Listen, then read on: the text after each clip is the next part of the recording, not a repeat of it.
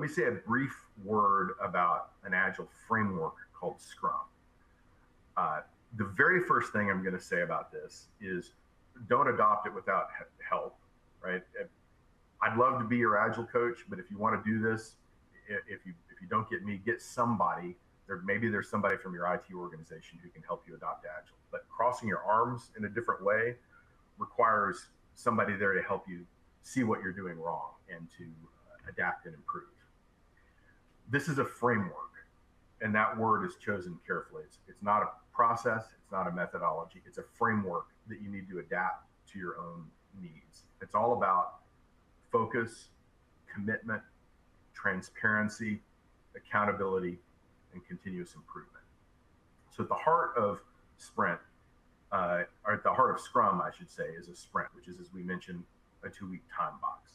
At the beginning of every sprint, the team commits to what they're going to deliver in the next 2 weeks.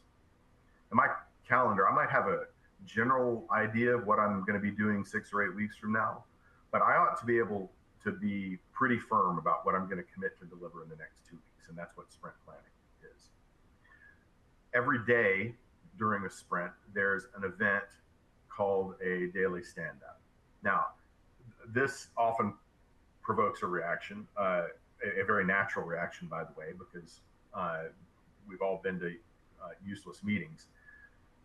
This conversation or this meeting needs to be a means to have conversations that need to happen anyways.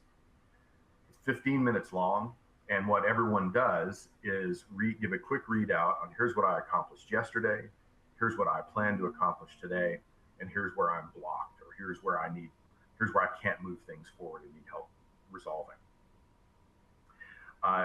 When I start coaching teams, this is the place where people are often the most skeptical.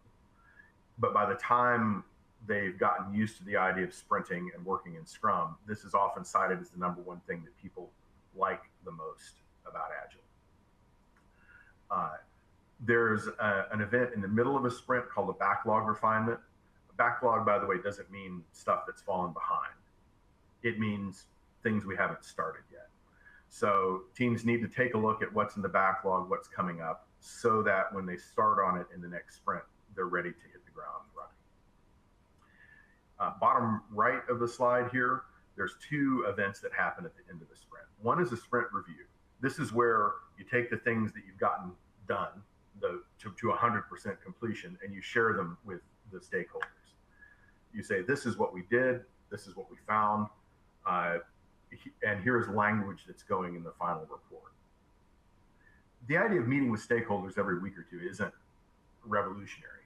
The idea of presenting them with completed work and saying, here's language that's going to show up in the final report changes that dynamic that you get. It gets you to the fast feedback loops. And then finally, there's an event called a sprint retrospective, which is the continual improvement part of this.